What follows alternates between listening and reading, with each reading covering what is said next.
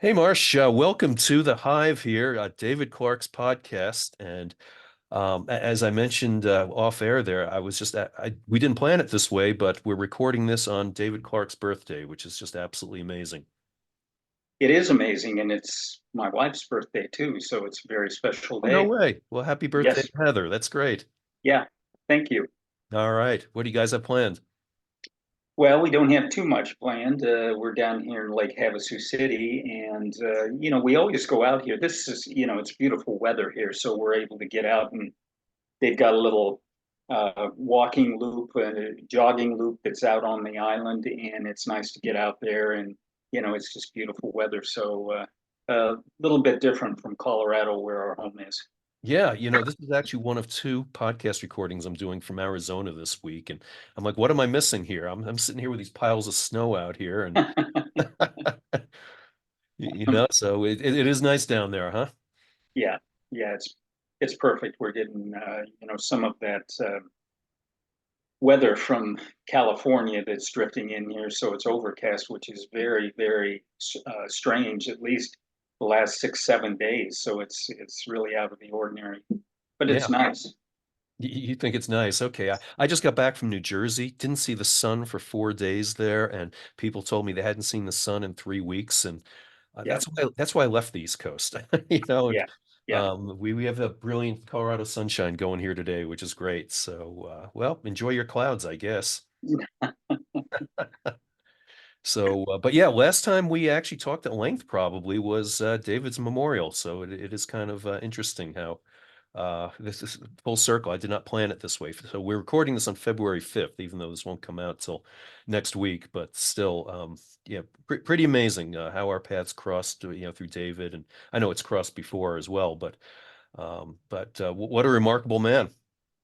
Yeah, it was, and I can remember him coming to Idaho Springs, and he had gotten a hold of me, and he hadn't even run an ultra run, at least 100 miler.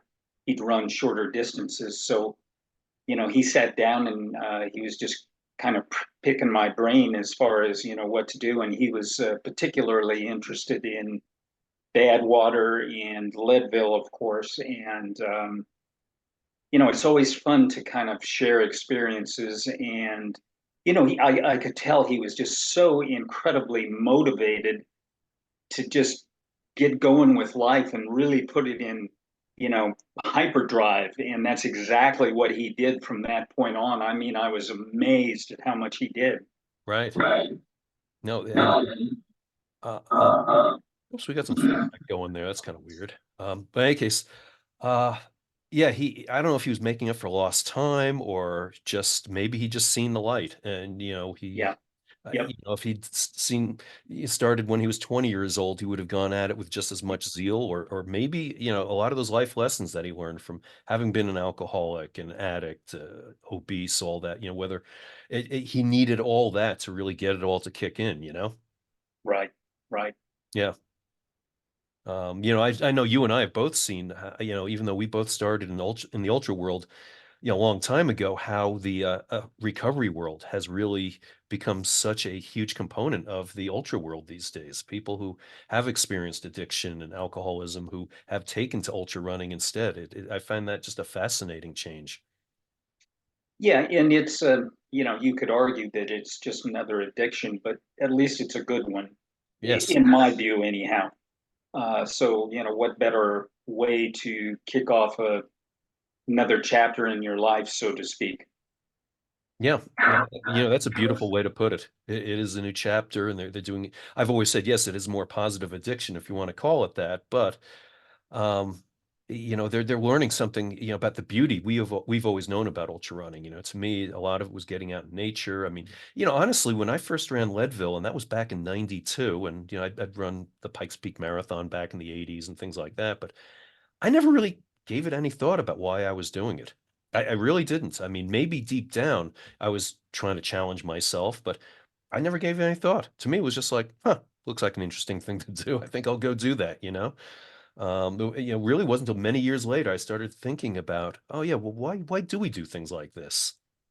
Yeah, and it was, as you were saying, I was much the same. I just kind of jumped into it. I've been running since, I guess, 1978 or so, and then got into ultras mostly about 1986. I think I ran my first 50 miler up in Cheyenne.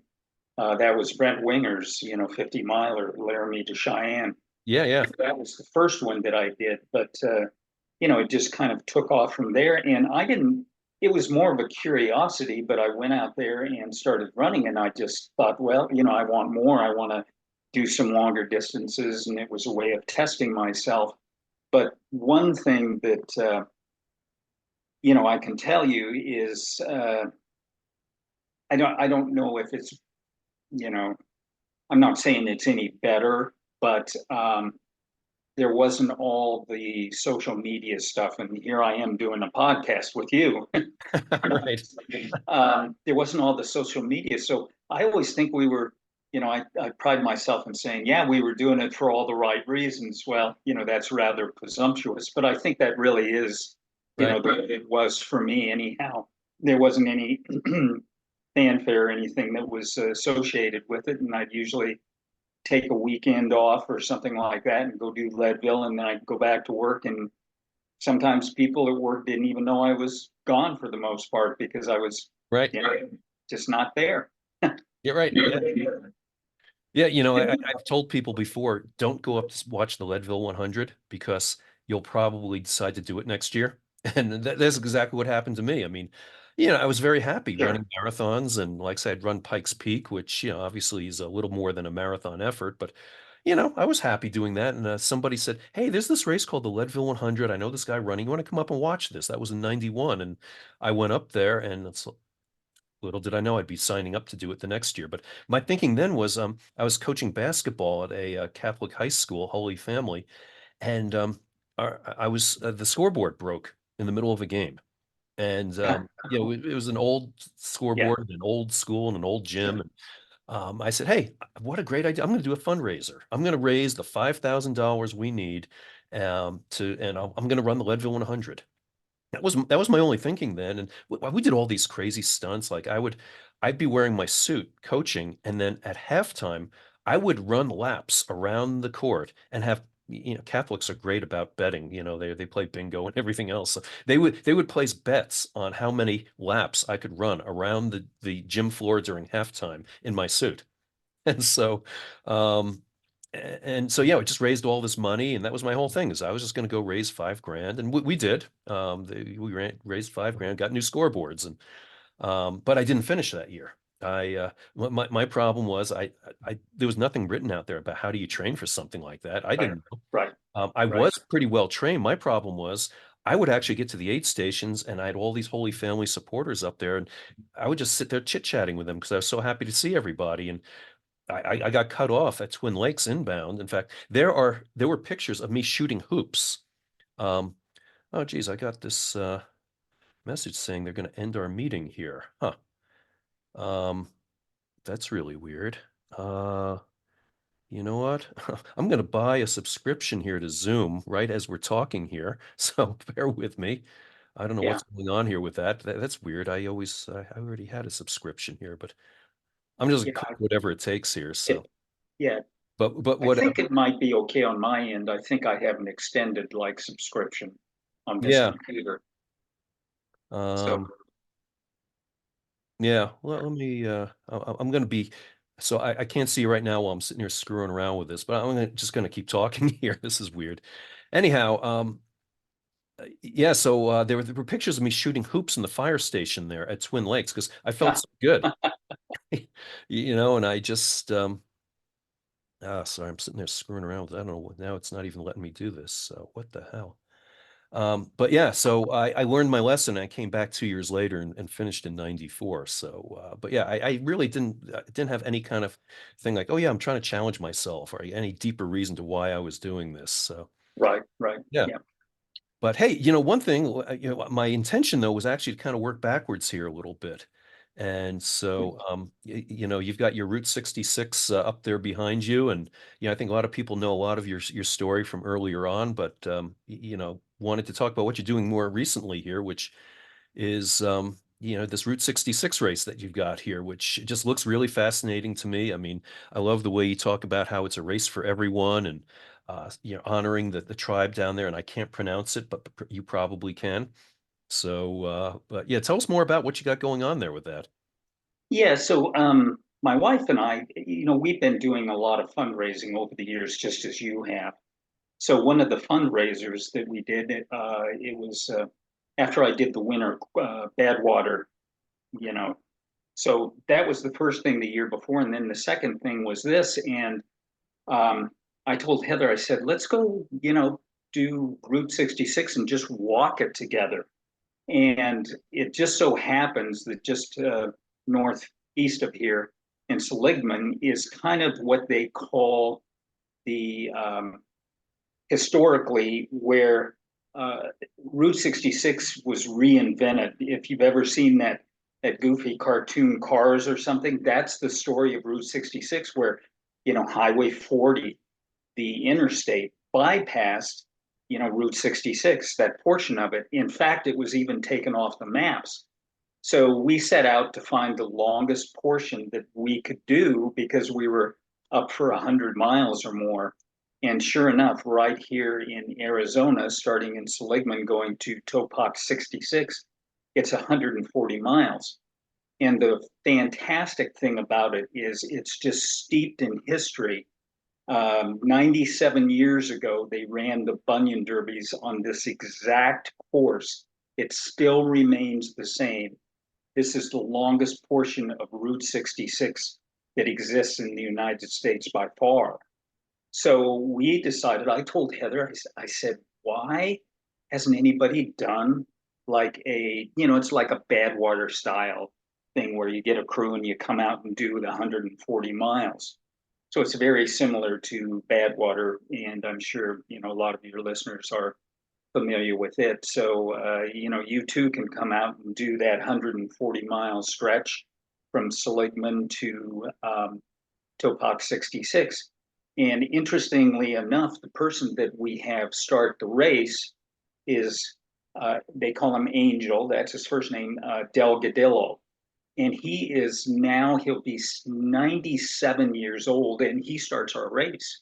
And he had a barber shop, and he was the one that was behind the whole historic Route 66, getting it designated as, historic, and it would be preserved. And he did this, I think it was back in 1986 or something. So, he's the guy who's responsible, and so it was a big deal.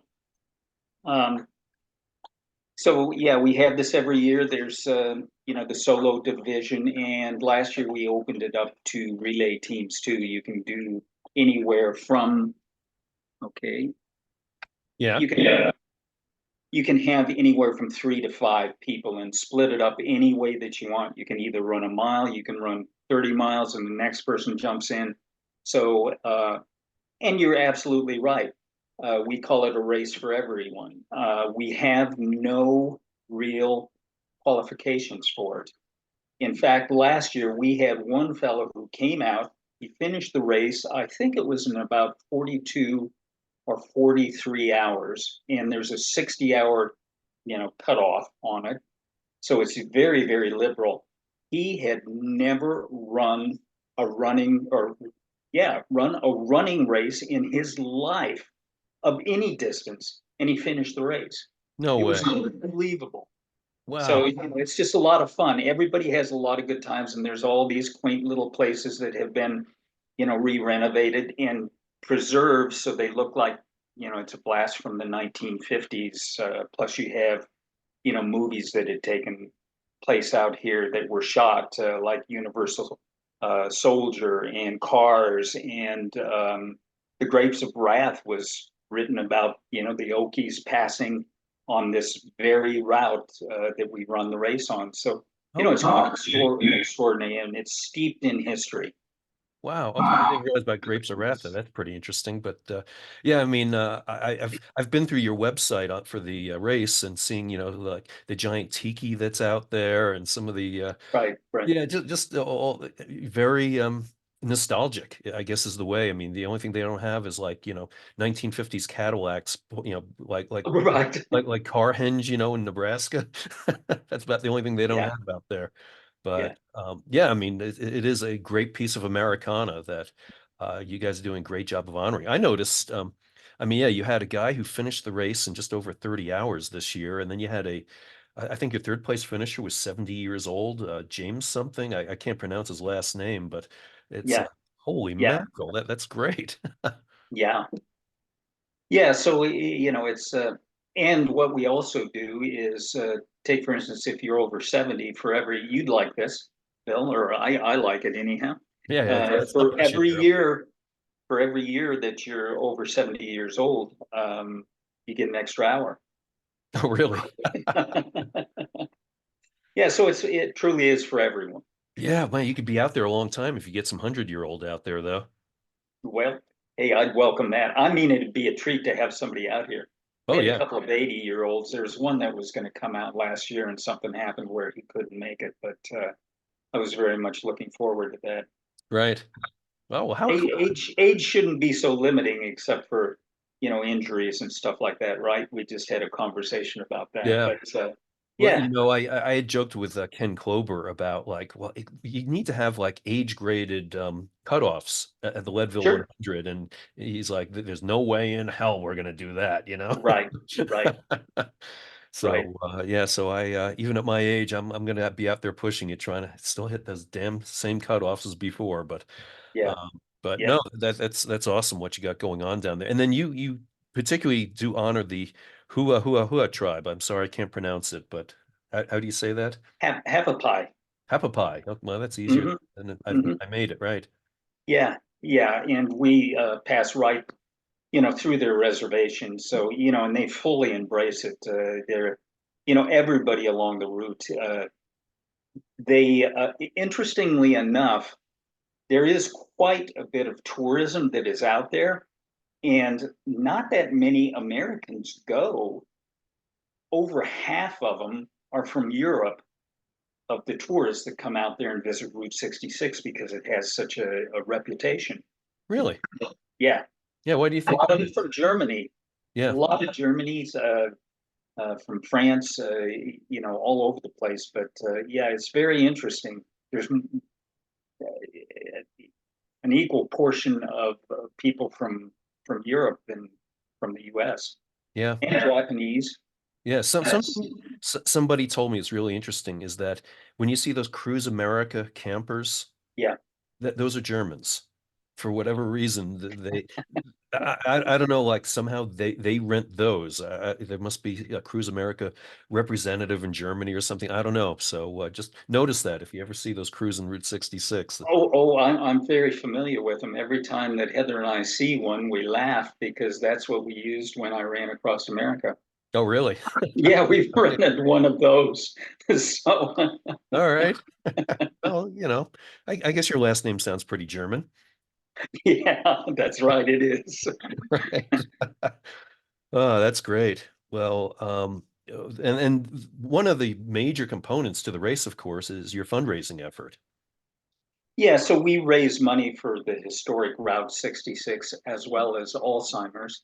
right? And, we've been doing that for some time. And, Heather kind of, my wife, she kind of heads all of that up. And, I think as of 2 or 3 years ago for various organizations, I think we're well over $1 million now of just raising money over the last 30 years, say, for one various organization or another. And now, of course, it's for Alzheimer's because my, dear friend Mark Macy, who Of course. was diagnosed with early onset, and he's doing okay, but he's slipping. We're losing Mark, just a little bit at a time. But Mark is still Mark. He's still there, and his personality is exactly the same.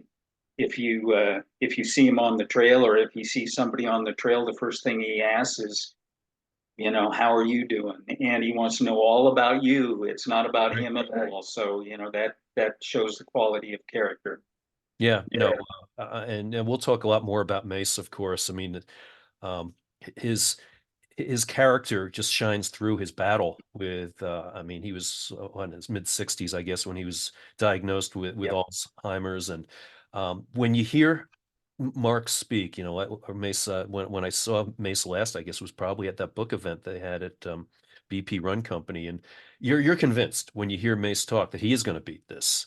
I Yeah. mean, Yeah. you know, it's you know, sometimes you sit and go, yeah, yeah, sure, whatever. But you know, with Mace, you really do believe it that you Yeah. know he's not like like me saying I'm going to win the Indy 500 this year, which you'd look at me and say I'm nuts. But with Mace, you're like, yeah, he's going to do it. Yeah. And that's that type of attitude, if you fully understand the person. And I think that there's a little bit of that type of attitude in all of us, and we want to expand upon that, to just embrace it to the point that that's what we're all about. Yes. Yeah, so your history with Mace, let's touch on that a little bit. I mean, you guys spent all the time in the Echo Challenges, and obviously you guys were neighbors or are neighbors in Evergreen, and you know, you guys have pretty tight bond there from a lot of common racing adventures, and I know you guys were drawn to each other really by the force of your personalities, I think, right? Yeah, I think that's really true. Way back in 1990, I knew about Mark and he knew about me, and we used to run together. And he'd be out at Leadville running, and as well as myself. And then in 1995, they started the Eco Challenges, and um, I had the privilege of racing with him in 8 of those. There were 10 altogether, including the most recent one, which was in 2019. And so, I got to know him, and the big joke is we knew more about each other than our wives knew about us.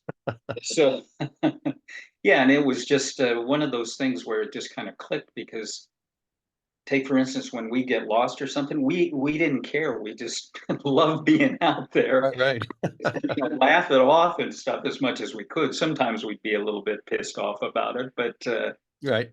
it was just there was just a camaraderie there. And then of course there was another 2 people that in fact we just had a reunion here at this last Route 66. There's Lisa Smith Batchin was at that same one, and Dr. Bob Haw. Yeah. And so we got together, and that's how we dubbed ourselves Team Stray Dogs. And we've been racing together on and off for all this time. So it's a pretty special bond between the 4 of us. And I think it just we all have our quirky idiosyncrasies and our personalities, but we all sort of make up for what the other one lacks, if you will. And so I think that's what makes it special for us.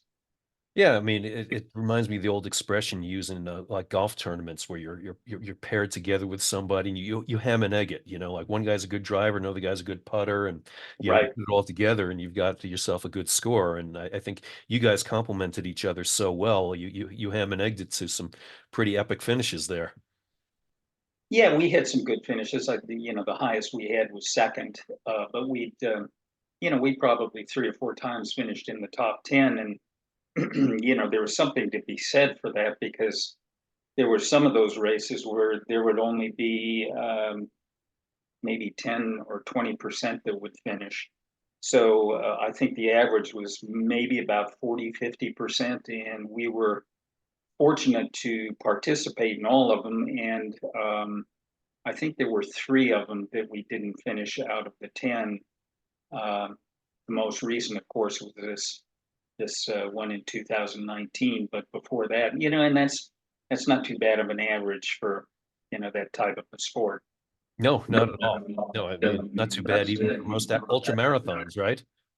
Yeah, Yeah. yeah, Yeah, let's in the theme of working backwards. The last one that you guys did, where they kind of rebooted the Echo Challenges, the what do they call the World's Toughest Race, or I forget what the right. title was. Yeah, it Yeah, was on Amazon Prime, I think. Bear Grylls hosted it, and it was really fascinating watching you guys pushing each other through, having all that experience behind you, but having, the ravages of age, so to speak, like all you guys. And but still, I mean, what struck me the most was the love. You wanted to see Mace get through, and Mace never wanted to be the type who said like, yeah, hey, I'm just this boat anchor out here holding everybody back. He wanted to obviously pitch in whatever he could as well too. And so that's what I thought was so heartwarming about watching that whole adventure, watching you guys struggle through the rain and the mud and the open ocean adventures, whatever. It was very cool. Yeah. So you're absolutely right. It was a reboot from, I guess it was 2002, where we were actually in Fiji at that time. So that was the last race that we did. And of course, Mark Burnett, he's got Survivor there, so that's a good stage for him.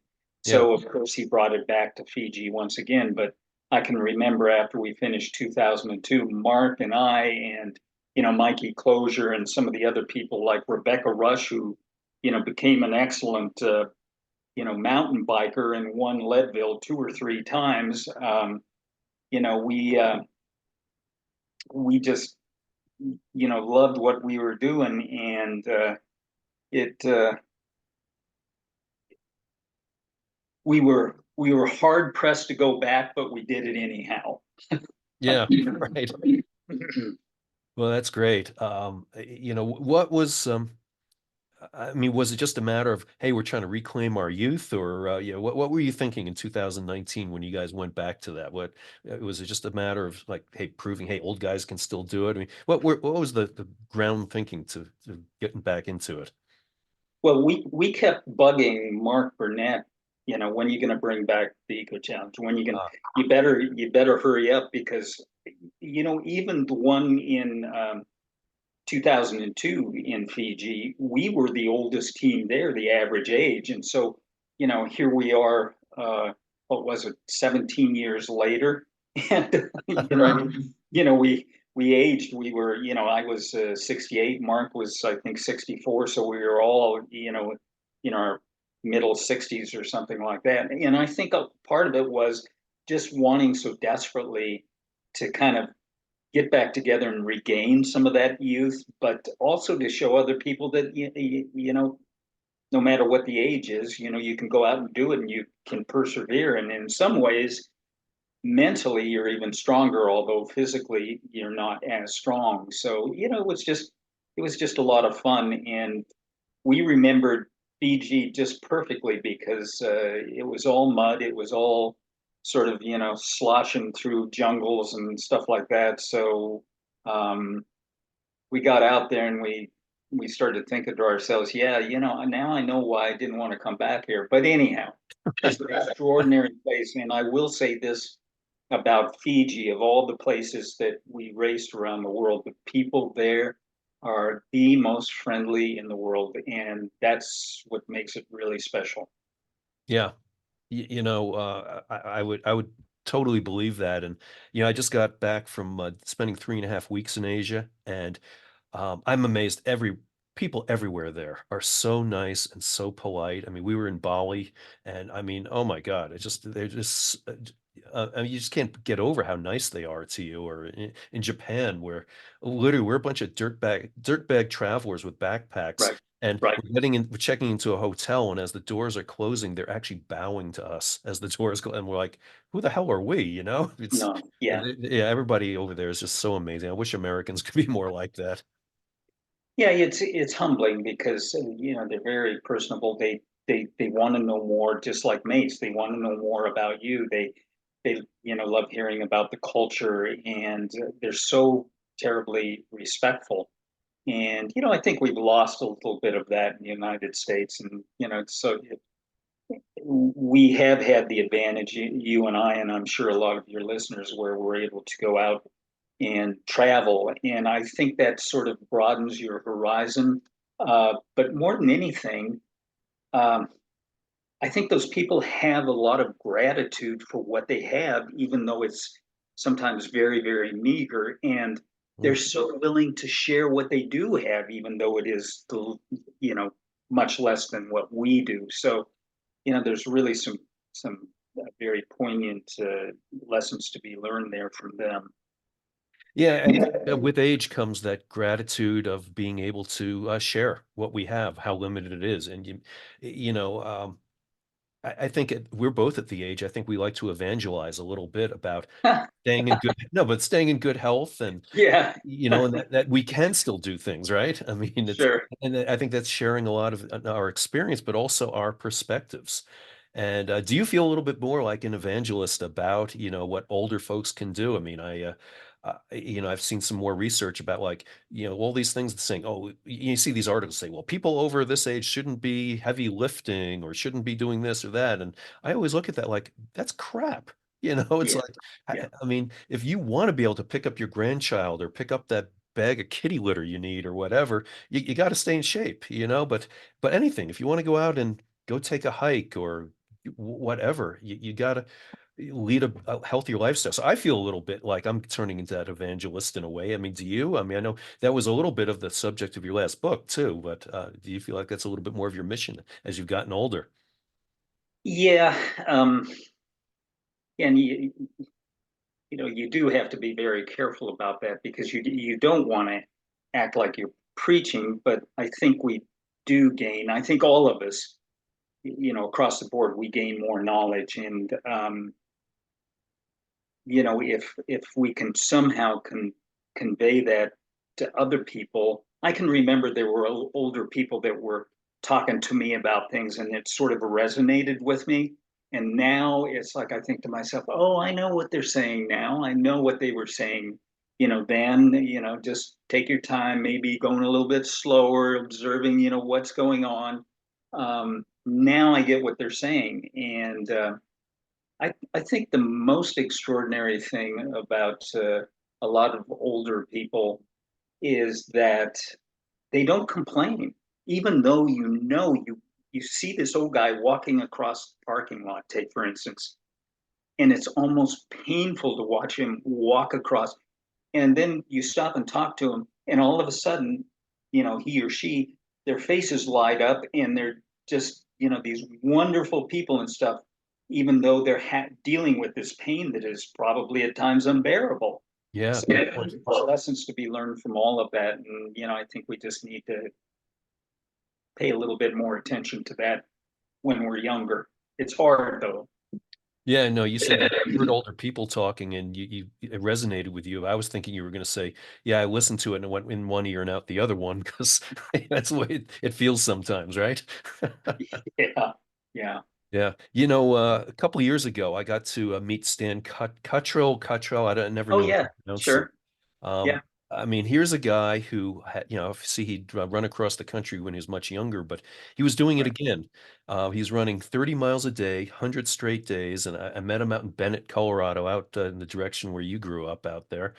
And it was a hot as blazes day, and he'd just run his 30 miles and, sat and had a chat with the guy. And of course, at the time, he was 77 years old. Yeah, And yep, talking to yep. him was like talking to a Southern preacher. I mean, he's from Southeast Kentucky or something like that. I think he was originally from Georgia. I don't know. But in any case, I mean, this guy was just like, he would just fire you up. And I mean, it was so awesome talking to this guy. And like I say, he was running across the country at the age of 77. And, you look at that and say, geez, I'm hurting here. As I told you off air, my hip's hurting, my knee's hurting. And I think about, well, Stan wasn't complaining about anything. I'm sure he was hurting, but he was just as happy as could be running across the country. Yeah, I believe he his first time across, and I think at one time he might have held the record. I'm not sure. Correct me if I'm wrong. But then um, Frank Giannino Right. came along and beat his record, and since then, it's been broken a couple of times. So he's probably third or fourth fastest. But I think that was in the 1980s, so it was quite some time ago. Yeah, well, when he did it, he told me it was the 30th anniversary of when he'd done it. So if that was 2022, yeah, it would have been, well, no, it's probably longer ago than that. But yeah, and Stan always told me he was the original inspiration for Forrest Gump. And so I don't know if it's true or not, but it's a great story. Yeah, yeah. Incidentally, there was some fellow, I can't remember his name, but in that movie Forrest Gump, they've got that. I can remember this scene where they've got this scribble of him going across the country multiple times, and I can't even remember how many times it was. It was like 4 or 5 or something like that. And Yeah. then he finally stopped running. There's a fellow who duplicated that and just finished doing that most recently. So he did multiple crosses. I think it's 4 or 5. Wow. And then he stopped in the same place Forrest Gump did. Well, I don't know about that. Right. I don't even know if we know where that place it was, but even so, it was holy cow! I didn't know somebody had done that. That is amazing. I mean, I've Yeah, heard a lot of stories about how running across the country just one time can break you down. That this guy's going to have to take a couple of years off his feet, I guess, right? yeah, yeah. Yeah, I would say so. Yeah. yeah. So, um, I touched a little bit about your book there, as again trying to move backwards, so to speak. Tell us a little bit more about what you are covering in your book. And I'm sorry, remind me the name again. Okay, so the first book is running on empty, Yeah, great. and Right, yeah, that came out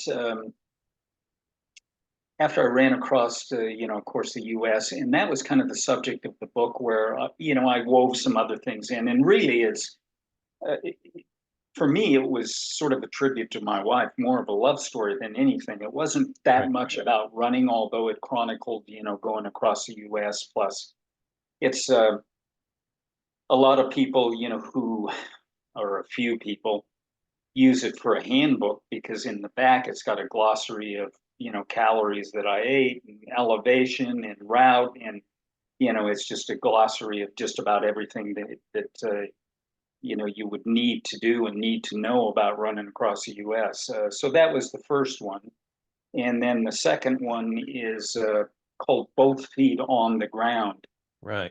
and I wrote that with the intention of it being the last book that I would write, and I wanted to say everything that I needed to say in that book and just call it quits.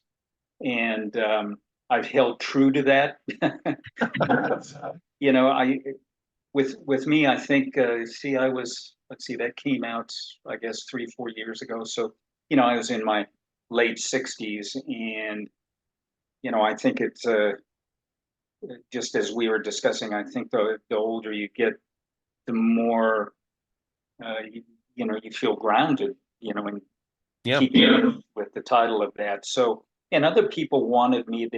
They read my first book and they said, you didn't talk about the 7 summits and climbing Everest. You didn't talk about the eco challenges. You didn't talk about the stuff you did in Death Valley, including that circumnavigation and stuff like that. And why don't you tell us more about that? So I formatted it where uh, I went into a lot more adventures, but then what I came away with, uh, the benefit of doing that, and also it touches on something that at the very start of this, where we talked about um, some of the things like we've got these gadgets that we've got our iPhones, we've got this, we've got that, we've got stereo, that we listen to when we run.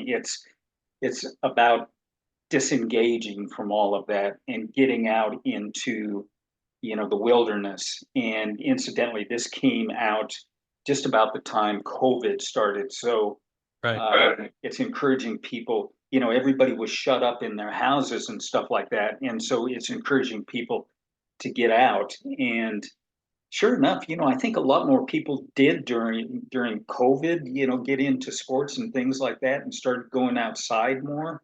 I'm not quite sure of the statistics on that, but I can't say that my book, contributed to that, but I think we have seen more of that. Yeah, no, the social distancing was definitely satisfied, if you would, by getting outdoors. In Colorado, I know all of a sudden the trails actually became more crowded Yeah. during COVID because Yes. of that. And I remember even taking grief from people because you runners are out here and you're breathing all over the place here. And it's like, I'm sorry. I mean, No, right. yeah, Right. we But can't, but breathing's not optional. what they didn't know is that you'd been out there for decades before, Right, exactly. running those same trails. Yep. So, but it was good. People did get out more with it and everything. But yeah, in your book, yeah, you did go into some new areas, or so to speak. But yeah, the whole thing about getting out into nature, and getting away from the electronic devices and everything, and is huge. I make a point. I joke with people. People will sign up to follow me on Strava, for instance. Right, And I said, well, good luck, because I never have anything on Strava. I mean, I only have Strava because I do have some athletes I coach who have Strava sure, accounts, and that way I can follow them. But I said, good luck if you think you're going to follow me, because when I go for a run, generally I don't have my phone with me. right. I don't listen to anything. I enjoy being out there in nature, and I'm looking forward. I'm going to take a trip to Chile in a few weeks, and we are going to be off the grid for a good portion of that. And I'm looking forward to that part of it as well. Obviously, running around Death Valley, for instance. I don't know what kind of cell phone coverage there is out there, but you're pretty much off the grid there too, I would imagine, most of the time. So I imagine that that's part of the beauty of it. Yeah, it really was. And, I did that with a friend, Dave Heckman, and we were out there 16 and a half days. And we got to the point where, our backpacks were only about 16, 17 pounds. And we had, a sleeping pad. And we even had a little tent, which, we kind of left it behind after a couple of days. And we were just essentially just sleeping in the dirt. And life became so simple. We incidentally had gone out 2 months before and we buried over 30 caches. Right. And yeah, we do about a marathon a day. And, we'd have two caches in between, one with water. And we did this in the summer. So, it was absolutely necessary to do that. But it was so peaceful. And we discovered, some interesting things. For example, and I go over this in my book, where long ago, we were waking up in the middle of the night and we'd kind of rummage around and stuff. And it's like, well, what's up with this? And we found out what they call it is split sleep, where, you sleep for, 3 or 4 hours and then you get up and do things and then you'll go back to sleep. And it's extremely restful. And, some of the old timers, that's where the terminology came from. So it was things like that. And it's like, where did that come from? And so we had to look up some of the things that were happening. Now, take for instance, when we finished that run, we, of course, have been plodding along at 3, 4 miles an hour or whatever for 16 days straight. And we got in a van and we hadn't had any ice. And, of course, it was hot and stuff like that. And I looked over at Dave and he had an ice cube and it was almost like a phallic thing where he's sitting there savoring it, sucking on it and stuff like that. And then all of a sudden, the car takes off and we're doing maybe 20, 30 miles an hour. And I'm grabbing the dash and I'm going, oh my God, will you slow down? It was like speed, the sense of speed had disappeared because we were going so slow. And all of a sudden we were immersed in this van where we were going, and sometimes we were doing 40, 50 miles an hour and it was almost frightening. Oh my God, that's bizarre. Yeah, it is bizarre. Yeah, I mean, But your mind is so palatable. yeah, it reminds me of, like, when they've taken a kid who was like grew up in Africa, and suddenly Yeah, he gets yeah, adopted and he sees a light for the first time or something, and it's like, what the, right, right. I think of the story of one, what's his name, Lopez Lamont, who was one of Huh, the lost boys of the Sudan, and he got adopted, and they put him in a bedroom and say, hey, this is your bedroom here, um, and he slept with the light on the whole night, because he yeah. didn't know that there was a light switch. He Oh, didn't sure. even know what that was. He didn't know he could turn the light off. But Yeah, you were in a situation where you'd been totally transformed into a 5 or 6 mile per hour guy for so long. yeah, yeah. It was quite an experience, and just I don't think I've ever felt so connected. On Everest, I think there's too many people. Yeah. Not that there's a whole lot, but there's too many people. But you can feel very alone there in the desert. Of course, Dave was there, but I never felt alone. I always felt like a warmth and a comfort, and you could see the stars out. The sun was out, warming you early in the morning and things like that. So I felt so very, very connected with nature, and I don't know if it'll ever happen again. Right. No, that must have been amazing. And the fact you were burying caches of supplies reminds me of, the old days. We didn't have these fancy packs and everything. And I would go out for a long run, and literally I'd have to go drive out there ahead of time and stash bottles under, Right. under bridges or whatever. And it kind of reminded me of the same thing. And um, I mean, yeah, I just think of how much time that must have taken. I mean, the run was 425 miles or something. And I mean, you had to drive all around all that area just to lay those caches out there. What an undertaking. Yeah, we did, and so we'd have to find, obscure roads, and then we followed the perimeter of Death Valley, which you're right, it's about 425 miles. And it took us a full week because we'd have to, we buried 500 gallons of water, basically. We only used 300, but we had it buried. And so we'd be out in the middle of the desert digging something that looked like a grave. And I can remember at one point we were not that far off of a road and somebody goes by and we're out there digging, where it's dark and there's lights out there and, we're digging these grave like things. And, um, Who, Charlie who did you Manson. murder? Right. Yeah, Charlie Manson had actually had his hideout that's right. Yeah. up there in Panama. And so, people probably are thinking to themselves, "Oh my God, what are these guys doing out there?" Yeah. And then we take looking real close, make sure you didn't have a swastika engraved Yeah, in your in yeah, front of your head yeah, there, right? yeah, Oh yeah, I bet that was pretty crazy. People looking at you like, what the hell is going on out there? yeah, yeah. It Yeah. was. Yeah. Yeah. And Yeah. Go ahead. there were times when we wouldn't even hit a road for 2 or 3 days, and we were just going completely cross country. But um, it became sort of second nature, where we could look across the plain and we could pick out vegetation and just gullies and the topography and figure out exactly what it was going to be like when we hit there. We could read the landscape very well and pick our way through without even looking at a map. Wow. Yeah, and yeah, like you said, you weren't on a well, getting some weird reverb there, but you guys weren't even on a road. So, and you're covering just quick math in my head, like about 25 miles a day, which Right. is pretty remarkable, really. Yeah, yeah. It Yeah, it was good. yeah, It'd take us 14, 16 hours because some of it was pretty rough terrain. yeah.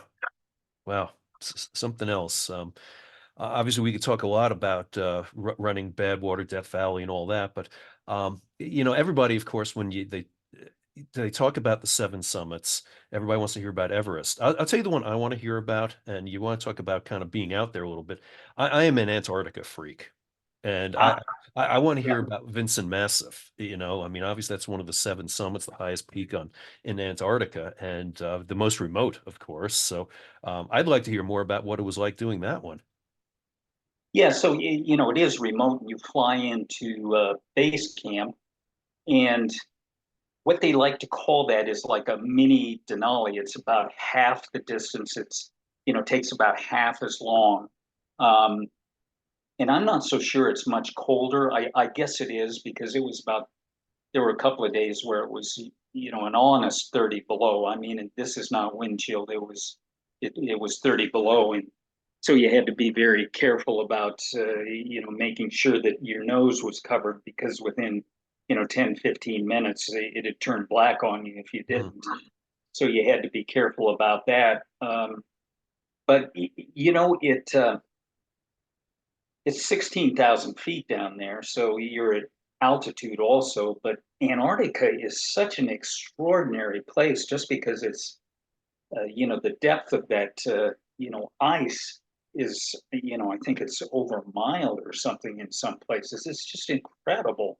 Oh yeah, people don't realize the South Pole itself is up over 9,000 feet, and it's all just Yeah, ice underneath there, basically. Yeah, yeah. So, you know, you think about that and it's just fantastic. So, I had there's Vern Tejas. I don't know if you know that name, but he's an old adventure racer. Plus, he's a mountaineer. He was I think, the first person to do the seven summits twice in 1 year.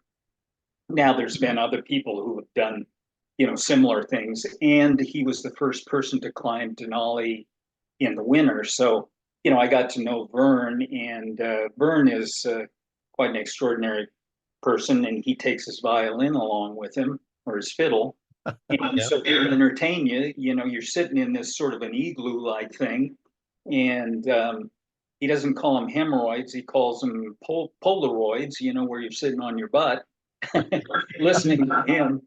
And he's an extraordinary person because there was one gal who was really having trouble, and I can remember him walking backwards up a 40-degree slope and hand feeding this person so she could keep her energy up, some little like, candies and things like that. Quite an extraordinary person. But, the wind came up on summit day and it was bitter, bitter cold. And we are very fortunate that, we had Vern, taking us up. And, it wasn't that difficult of a climb, but, it was, a reasonably long day and just super, super cold. And, you take your gloves off to, take your liners and try and do something. And within just 30 seconds or so, you better put your glove back on or else Yeah. it'd take forever to get your hand warmed back up. But what a pristine, calm place when the wind wasn't blowing. And after we had summited, I went over to what they call this peak, they call it Mount Heather, and it's almost a perfect pyramid. Right. And of course, my wife's name is Heather, and I thought to myself, I'm going to go over and pick a rock off from the top of that because there's some debris and stuff up there. And so I was able to go over there, and I was completely alone. And it was kind of frightening in a way because there were places where you could feel the snow below you just sort of fall, Ooh, and there'd be like a woof. And I think to myself, man, I'm going to fall in a crevice and they're never going to find me again. nope. It's so incredibly quiet and peaceful that, it's hard to describe. So, it's very pristine. It's pretty much untouched. So, Heather wants to go down there, and take a trip and, of course, not climb or anything, although she did climb, a lot of the other peaks with me, like Kilimanjaro or, in Australia, Yeah. Costco and things like that. And, one of the reasons I wanted a rock from there is, I've got this thing about bringing rocks from the top of each mountain. So I've got a rock from the top of each one of the seven summits. Then what I did is I went to a lapidary and I had them turn stones, and I had a custom made necklace for Heather because she had been so patient and encouraging for me. Oh, wow.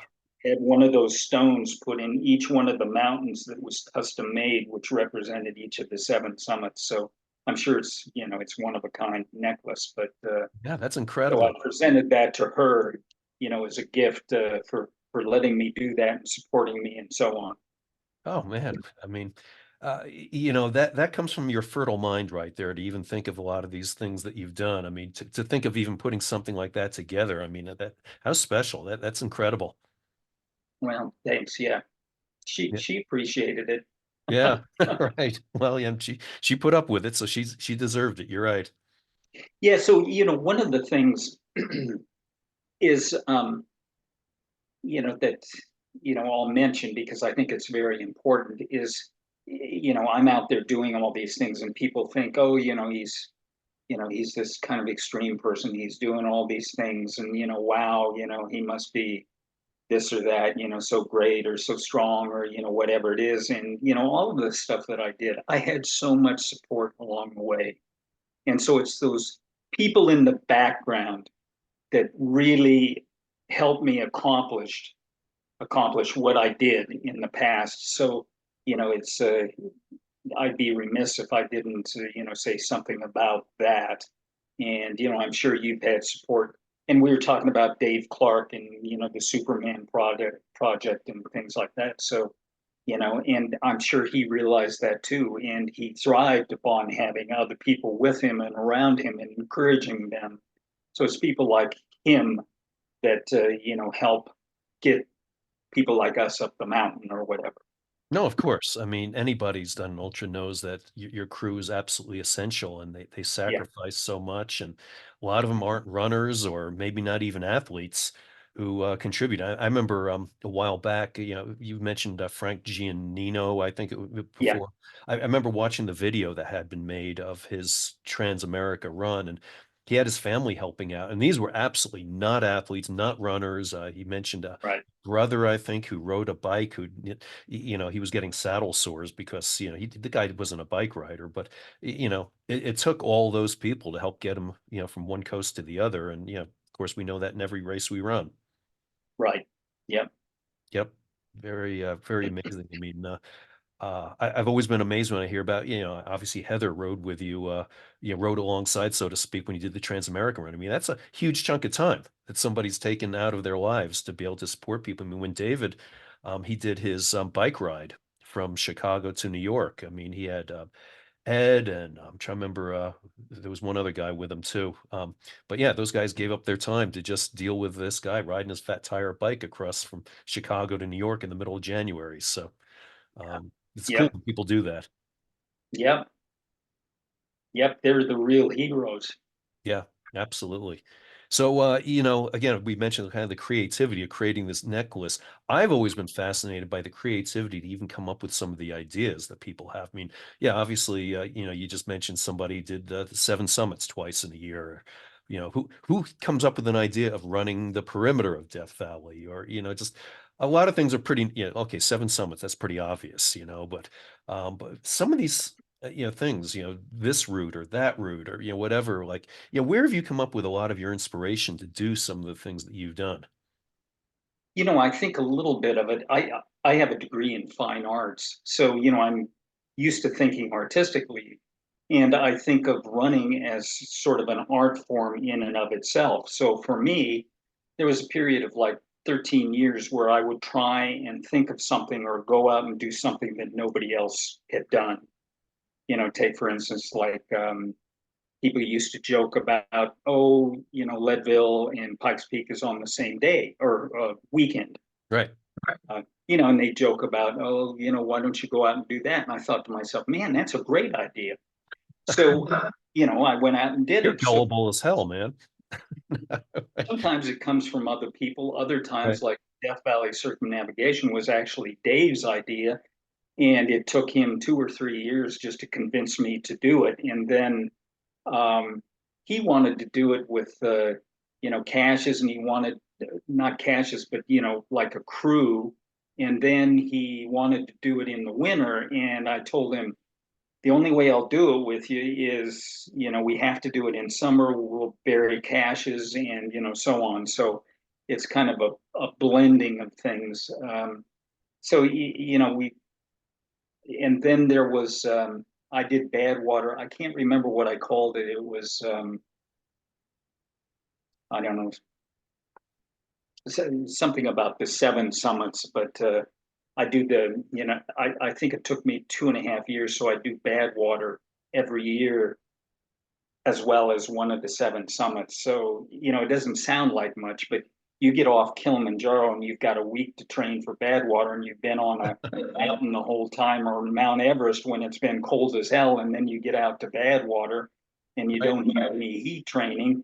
So, that was kind of a challenge. So, it's just little things like that, and just kind of thinking in your mind, what's different? What wouldn't, people think about? But there's so many things that people haven't done that to be frank, it's very easy to come up with something.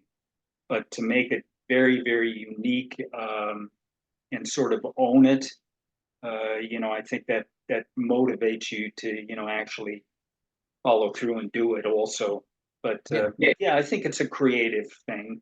Yeah. I mean, David had that kind of fertile mind. I mean, some of the Yeah, challenges he did, it's like, running 343 laps on a track to honor the number of firefighters who died in the World Trade Center. I mean, just, yeah, yeah, yep. he would think of things like that. I mean, the American Heroes Run. I mean, the fact he came up with these distances, and one race starts when one plane hit the first tower, another one the second plane. I mean, just kind of amazing how he would come up with those kind of ideas. Again, he had a fertile mind like that, which is crazy. When I first heard about Badwater years and years ago, my first thought was, well, that's a shame. They run from the lowest point in the US and they don't go all the way to the top at Mount Whitney, which is the highest point. I mean, they go, obviously part way up. And but you did that. Oh, yeah, all of my, I finished the actual race 20 times, and all of them are to the top. So, Right. in keeping with the original concept, um, who, who is it? Who's the guy who's the race ambassador for Runner's World? I'm trying to think of his name, but he wrote a book. Is it Amby Burfoot? Pardon? Amby Burfoot? No, I know Andy. Yeah, You know no. pretty well Okay. too. No, oh gosh, I can't think of his name. But anyhow, he wrote a book also, and he talked about um, how the race itself now has, I shouldn't even say this, a phony finish. So anyhow, yeah, I've always prided myself in going in, and I think I've got 31 crossings of Death Valley one way or another, and some are like quads, so there's only two summits, and then one was a north to south when it was still a monument, so that didn't include a summit. But I think I've done summits like 28 of them with Yeah, some of the crossings that I've done. Yeah, so really the concept is to go from the lowest to the highest, and right. I can't imagine doing it any other way. And I always said to myself, when I'm not able to do it anymore, that's when I need to quit doing the race. So anyhow, Yeah. Yeah, that's awesome that you did summit on those. That's great. You yeah, you had one year you pulled a cart, I remember. I'm trying to remember what that was all about. yeah, it was just a solo, and uh, that was a challenge from one of my crew members. We were out there running the actual Badwater race, and he said to me, his name was Keith Pippin. He said he was an engineer, and he sat down and he calculated things, and um, we were talking about whether or not a person could actually pull enough water to get across Death Valley and up to the top of Whitney, Mhm. totally self-contained. And so he bet me that I couldn't do it. And so what I did is I grabbed a 20-gallon cooler and filled it with water and had a rickshaw like cart. Yeah. And the first time I tried it, I didn't make it. So I waited about 5 or 6 years, and then I got around to doing it again, and then I was successful. So if you don't succeed, try it again. But yeah, the cart weighed 228 pounds, I think, when I started. Holy cow. Yeah, the first, pulling it up like Towns Pass or something, it probably weighed about 190 pounds then. It took me a while to get it up there. Yeah, and I was just trying to picture you training doing that, like like going around Evergreen or something, hauling this thing behind you or Well, wherever. yeah, Yeah. and that's an interesting, story. Also, I lived in Fort Morgan, Colorado, and I built the cart, and I filled it full of water, and I thought to myself, well, I'm going to see how this feels to, just train with it or whatever. And Yeah. so I pulled it around 2 city blocks, so probably about a half mile, and I threw it in my garage. And I'm never going to, I'll do this again, but it's going to be in Death Valley. I'm never going to pull that cart again until I get out there, Oh, because really? it was it felt almost impossible. So I thought to myself, you know, if I keep doing this, I'm going to talk myself out of it. So I need to go out there and just get to the starting line and do it. So Wow. I didn't really train, but I was in great shape to do just about anything then. Oh man, you must. I mean, yeah, that's obviously contrary to all training advice Yeah, out there. It's it like, is. yeah, it's Yeah, it like wearing is. a brand new pair of shoes or something. Yeah, exactly. Right. Oh, brilliant. Well, I'm glad it worked. Yeah. I could, And then what was even more amazing is that some of the things that I've done, I just did them to show that people could do them, such as that. And there's a host of people that are trying, they called me up and they say, I'm going to go out and try and break your record. And I said, what record are you talking about? And they'd Right. say, oh, it's this one or that one or whatever. And I was always amazed that people were even paying attention to it Right. Right. because that's not why I did it. I just did it for the hell of it. Yeah, well, I can just picture somebody builds their own cart. They don't know what the hell they're doing. They go out there, the wheel falls off or something, and they end up dying out there, because they couldn't move. And I'm just thinking it's all going to come back to Marsh's. It's going to be his fault because he It gave him the could idea be. to do this, right? It could be. Right. Yeah. There's a disclaimer that goes along with all of the advice that I give. Yeah. If you don't survive, it's not my fault. Yeah, that's true. You do need the disclaimer on it. I heard about a guy years ago. This woman I became acquainted with had a boyfriend who did a Transamerica run, but he was pushing some sort of cart. And there were times when I guess he could actually stand on the axle and basically like coast, so you'd get over the Rocky Mountains, I guess, and like coast down, the Front Range. And I thought, well, that sounds like cheating to me. I don't know. It just, I mean, yeah, he pushed it up the mountain, but then the fact that he rode down the other side and he did run across the whole country, I guess, with this thing. But I thought, it doesn't sound right to me. I don't know. Yeah, that's his name's Glenn Turner. Yeah, yeah. Yeah, and so Glenn introduced me to Janis Kuros Oh, in wow. Boulder. Yeah. And I had a conversation with Janis Kuros, and whatever, he was people consider him sort of the top of the heap anyhow still, even Right. though some of his records have begun to get broken, such as a 48 hour and stuff like that. But he was such an extraordinary athlete. But one of the things I wanted to ask him is, one time when I was running out in Death Valley, I literally had an out of body experience where I was flying above myself, watching myself run. Mm, And I didn't tell anybody about it for a half dozen years. And then I saw him and I said, if there's anybody that I can talk to this, about, it's you.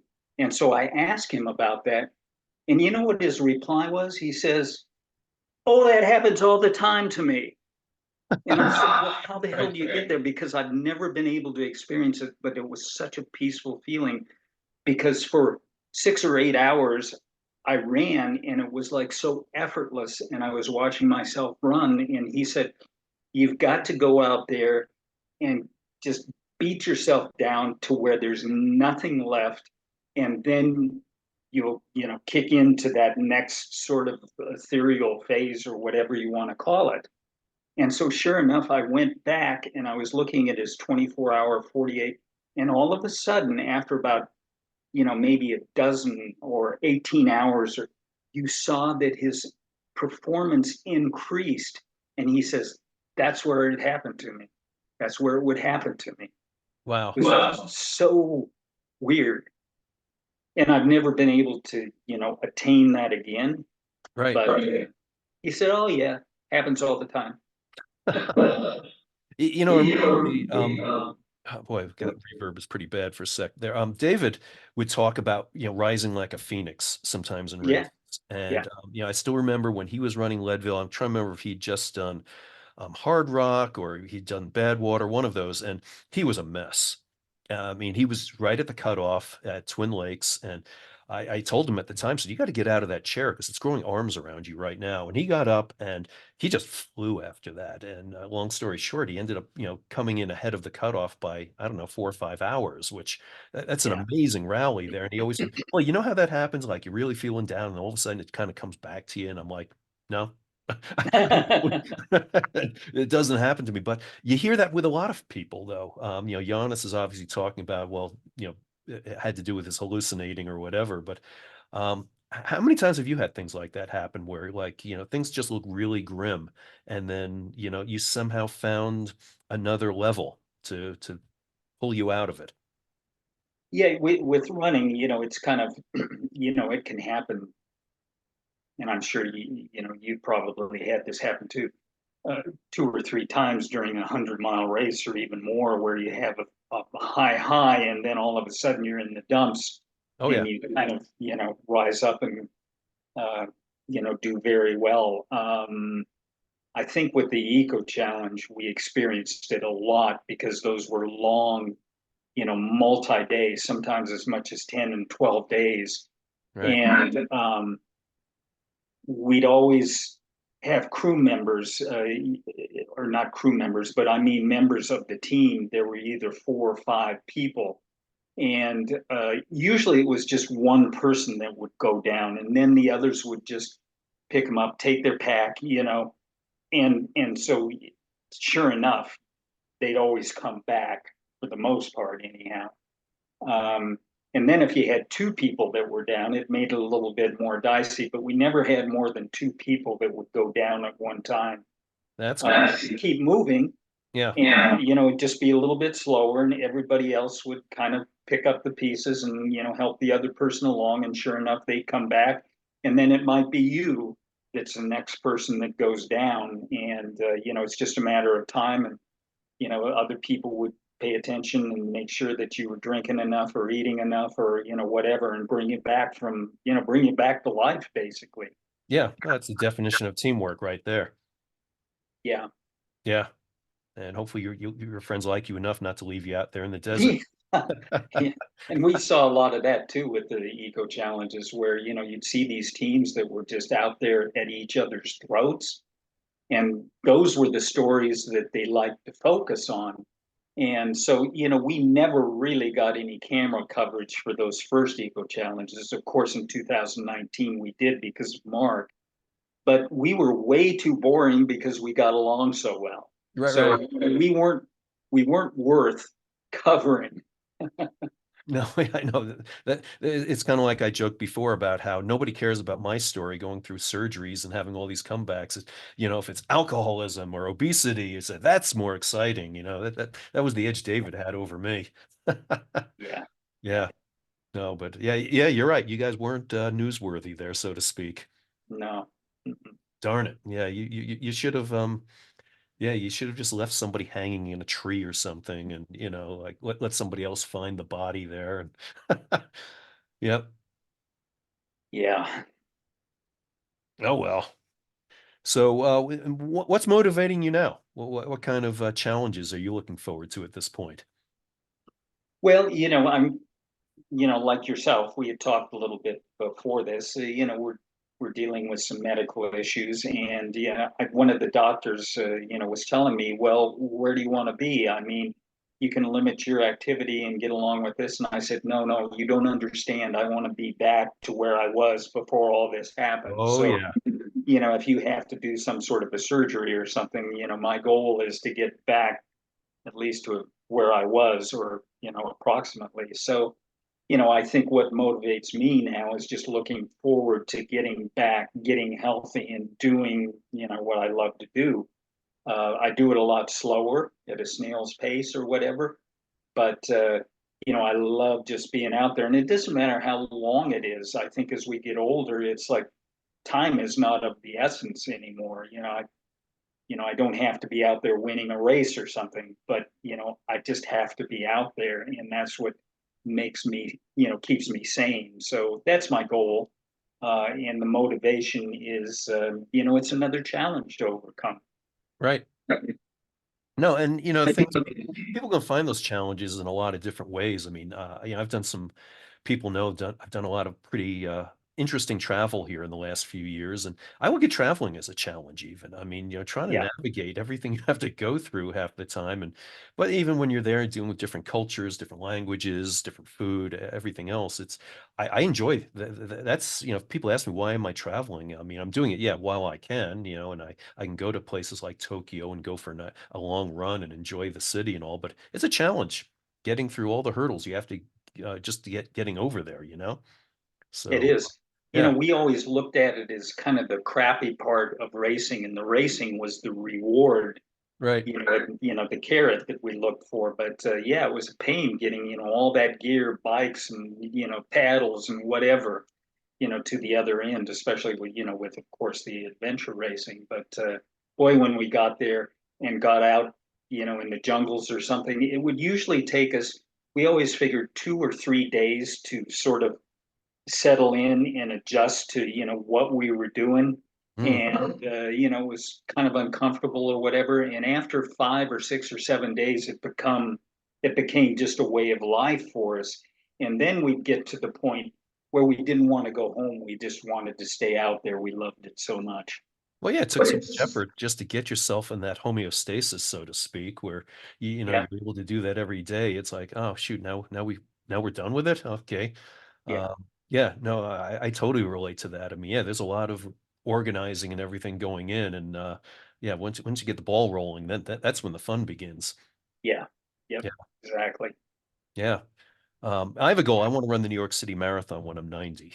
That's one I've had out there for a while. I mean, obviously, the first object is I got to live that long, so there's no guarantee of that. But Well, yeah, go back to my hometown and go run the marathon, I think would be great. yeah, we need those long-term goals. Yeah, absolutely. So a lot of little things in between, but yeah, got to get the body working and well, get the oil and lube done, and well, the minor repairs, major repairs, the whole works, right? Yeah, yep, exactly. Yeah. So you're continuing work with Alzheimer's and with Mace and everything. I mean, uh, yeah, Mace is just amazing. I mean, he's donated a kidney, I know. His wife has had her health challenges. I mean, but they're so resolute. I mean, I think as we age and we go through all these challenges, I mean, I think attitude comes down to everything. I mean, I hate nothing worse than people who, like, oh, I don't like to run in the morning because I'm not a morning person. It's like you can make yourself a morning person. You don't have to always be like, it's and that's Yeah, what I think is amazing about people like Mace. It's like, it doesn't matter. I mean, this is the worst adversity you can have, and he's never let down. yeah, and it's interesting about Mace because he was the first in the family really to go out and do Leadville, and um, Ironman, things like that. But Leadville in particular, ultra running. So it spilled over to his Pam, his wife's uh, brother, and that's Eric Pence, who has done now 27 Leadvilles, Right. 27 or 28. I don't know what it is. So there's Eric, and then there's his brother-in-law who went out and did it, and then there's somebody else in his family. Well, of course, Travis. Of course. So I mean, it's almost like a family tree, only it's a family tree of running. And Right. Mason is the base. He was the one who motivated everybody to go out there and do that. So I guess, long story shorter, it's you do, people pay attention to what you're doing, especially when it's extraordinary things like what Mark did, what Dave Clark did. People pay attention to that. They're motivated by that. So don't fool yourself that you're not doing it or you're going out there and doing it for yourself. You're doing it for others too. They pay attention. Right. No, without a doubt. I mean, the impact David has had, and I say has had as almost present tense. It's amazing because Um, again, as soon as he passed away, so many people reaching out with messages about how much he meant to them, even though they'd never even met him personally. And as I mentioned, I can't remember if I mentioned this off air or on air, that when I got on his Facebook page this morning, just to pick a picture off of there, Hmm. um, there were already 58 people who had wished him a happy birthday today. Yeah, And yeah, it was like at 9 in the morning. It's like, holy cow, that's incredible. The ripple he's had out there that keeps spreading out as ripples in a lake do if you drop a stone in. yeah, yeah, absolutely. Yeah. So what haven't we touched on here? I mean, obviously we could talk about an awful lot of things, but what other things should we delve into here? Well, it's like I was telling my wife, podcasts are, they're interesting and stuff, but it seems like, such as yourself, I can talk. I can talk about things, sort of flip back into, meeting this person or that person and how they motivated me. Um, but I think for the most part, I don't think a lot of what I've done is extraordinary at all. And so sometimes, I can talk about it and it's entertaining and stuff like that. But it's just like you were saying at the start, when you went out and first ran Leadville for the first time, it was kind of for a pure reason, just because you wanted to go out and do it. Yeah, And it was as simple as that. So, I think more than anything, if we can just kind of hold that thought and, go after our goals with not expecting, a lot of kudos from other people or whatever, but just, um, you know, doing it for the right reasons, fundraising, whatever it is. right. I think, and we've kind of gone over that too. So, it's life is a journey, that's for sure. Yeah. And yeah, And it is funny because, obviously you've had your reasons for doing a lot of these races. And, you started from Fort Morgan, Colorado, which, for people who don't know, is out in the northeastern plains of the state, a very, small farming community and agricultural. And, you went out there to do these things, and then people come back, go, wow, Marshall, you're incredible and everything. And, I'm sure you probably, it probably shakes you a little bit like, oh, that's kind of weird. Why do people think of it that way? Because I'm just doing what I'm enjoying doing, right? yeah, yeah. It's true. You know, I, I think, I think we all do extraordinary things in our lives. Just raising a family, just raising, you know, wonderful, productive kids, or having a great relationship or something. That's extraordinary in and of itself. This is just sort of a side note or whatever. It's just, I don't want to call it a hobby, because it does get pretty intense at times, the training and all that, and consumes a lot of our life. But everybody is doing something special and can achieve just extraordinary things in their lives, and they do, and they don't even Really. think about it. Yeah, no. I always think about how sports translates to other parts of our lives, and certainly a challenge doesn't have to be an athletic one, much less a running one. I mean, it could be starting a business, could be writing a book, Right. it could be, whatever things that you feared before that, you have to sometimes just take that leap. Um, and that's just as extraordinary, Yeah. Yeah. Yeah. You mentioned writing a book. When I got out of high school, the counselor said, well, I don't know what to tell you, because usually they put you into counseling, to go to college or something like that. And they said, well, you're just not made for college, and, look for some sort of a technical trade or something like that. And I thought to myself, oh, come on, man. So anyhow, I graduated from college, of course. And then, I wrote a book, even though, my grade point average was probably 1.9. It was less than like a C- average graduating from high school. But, that was even more of a challenge for me, to write a couple of books than, and go out there and go around Death Valley. Right, right. So, yeah, No, we can great appreciate counselor there. I that. love that. Like, we spent 12 years on you, and we just don't even know what the heck to do with you at this point. Yeah, exactly. That's what they said. Yeah, You're a lost cause. right. Really nice. You, And you know, it pissed me off. I'm It pissed sure. me off. It's like, yeah, well, I'll show you. Yeah, well, exactly. That's the first thing that's going to put a burr in your saddle. The first time somebody tells you, like, you always hear stories about, well, somebody believed in me. Well, the first time somebody says they don't believe in you, it's almost as much Yeah, of a motivator, right? there you go. Yeah, Oh yeah, yeah. I've only been to one of my high school reunions, and it was a very high number. I'll just leave it that way. And it was always amazing to me how the kids who were the biggest screw ups in high school seemed to be Wall Street brokers and park avenue lawyers, and the guy who was voted most likely to succeed is a bum somewhere, Not a bum, but it's but yeah. it's always funny how that works out. So that guy with that 1.9 GPA, you never know. He might be the next Einstein. Yeah.